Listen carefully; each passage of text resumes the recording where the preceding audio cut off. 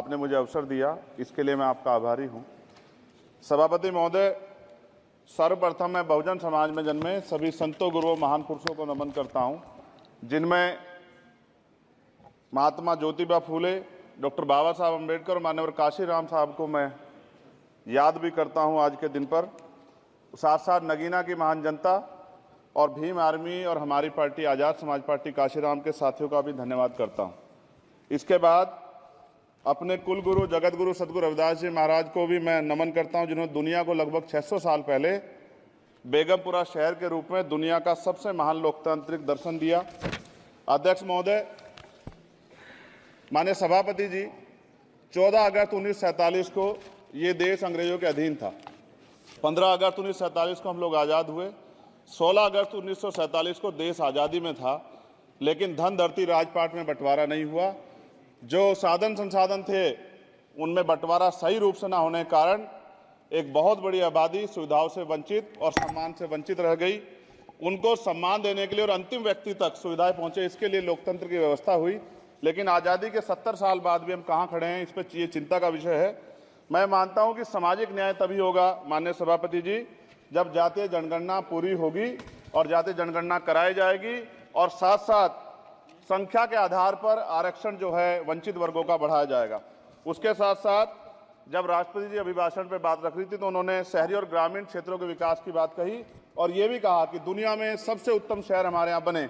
लेकिन माननीय सभापति जी, 70% आबादी तो गांव में निवास करती है, तो गांव की आबादी के बारे में भी सोचना होगा कि उनका जीवन कैसे बदले। माननीय सभापति जी, उच्च शैक्षणिक संस्थानों में बहुजन समाज के जो छात्र हैं उनके साथ कास्ट एट्रोसिटी हो रही है, निरंतर उनकी हत्या हो रही है।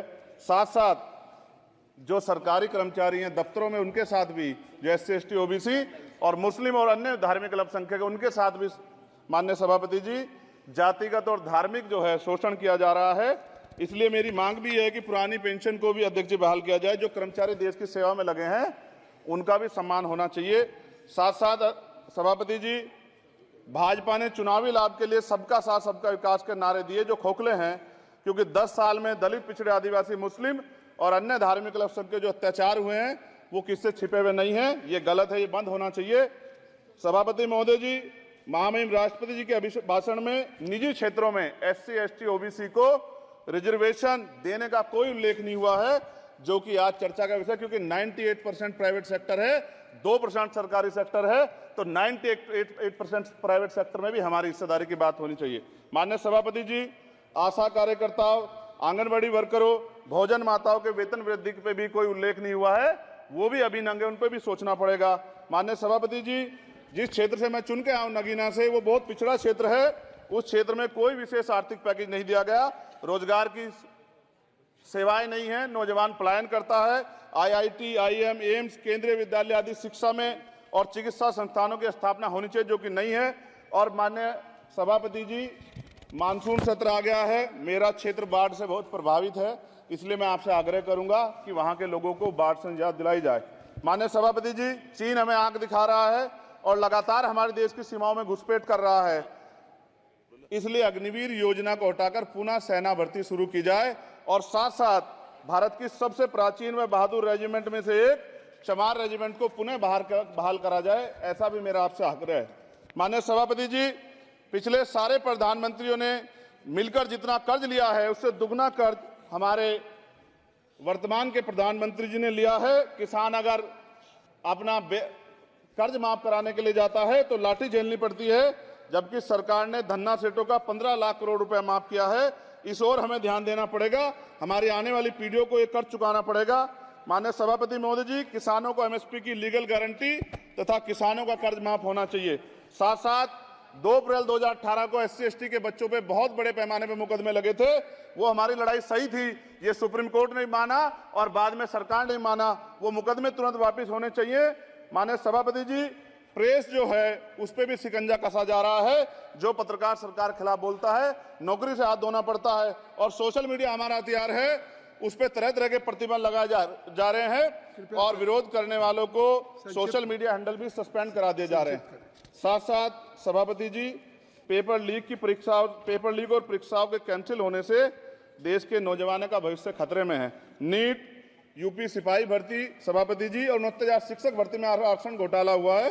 कोई पूछने वाला नहीं, खून के आंसू रो रहे हैं बच्चे, बेरोजगारी का दंश युवा झेल रहे हैं।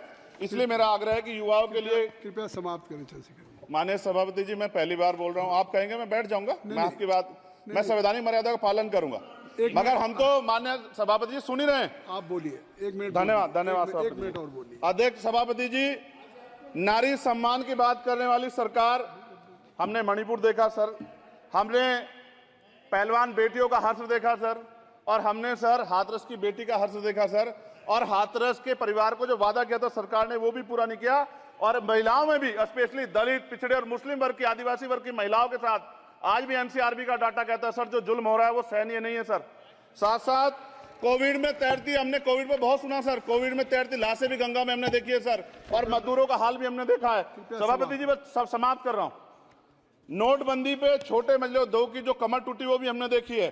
सभापति जी, शैक्षणिक संस्थानों, विश्वविद्यालयों में, चिकित्सा संस्थानों में ओबीसी एसटी के योग्य अभ्यर्थी को एनएफएस करके जिस तरह निकाला जा रहा है, लेटरल एंट्री करके जिस तरह हमारे रास्ते बंद किए जा रहे, ये भी हम देख रहे हैं सभापति जी। साथ साथ मेरा ये कहना है सर, ये सबका इशू है कि प्राइवेट कर्मचारी सर और सरकारी भी कई जगह पे 8 से ज्यादा घंटों से काम करते हैं, और उनको जब सर उचित वेतन भी नहीं मिलता, तो न्यूनतम वेतन 20,000 रुपए तय हो और 24 घंटे की ड्यूटी। उदाहरण के तौर पे यूपी पुलिस सर बहुत पूरा काम करते हैं वो लोग। वो राज्य के विषय हैं, आप यहाँ सर मैं आपके राज्य सरकार के लिए भी आपके संज्ञान में डाल रहा हूँ विषय सर। पुलिस सब जगह है सर, लेकिन सवाल ये है सर, बहुत पसीना बहाते हैं, 8 घंटे की ड्यूटी और वेतन विसंगति, बॉर्डर स्कीम से उनको जो बाहर किया जाए। माननीय सभापति जी, 1 मिनट चाहिए सभापति जी। राष्ट्रपति जी ने धर्म के बारे में बात की थी, राम मंदिर से पहले हमारे गुरुघर तुगलकाबाद का फैसला आया था राष्ट्रपति जी, वो सभापति जी अभी तक दिल्ली में स्थित सदगुरु रविदास जी महाराज का गुरुघर नहीं बना। साथ साथ सभापति जी, अपनी बात को खत्म करते हुए मैं आपसे कहना चाहता हूं कि जितना देश दूसरों का है सर, इतना हमारा भी है। हम मरने के लिए पैदा नहीं हुए, जो चाहता है हमारी हत्या कर देता है। मूछें रखने पे, घोड़ी पे बैठने पे, मटकी छूने पे हमारी हत्या हो रही है। क्या बदला है सर 70 साल बाद भी? दलित, पिछड़े, मुसलमानों पे हिंसा नहीं रुक रही है सर। मेरा आपसे संरक्षण के साथ ये आग्रह है कि इन घटनाओं को रोका जाए, और देश किसी की बपोती नहीं है, देश संविधान से चलता है सर, और संविधान से चलेगा। संविधान छेड़खानी बर्दाश्त नहीं की जाएगी सर। धन्यवाद।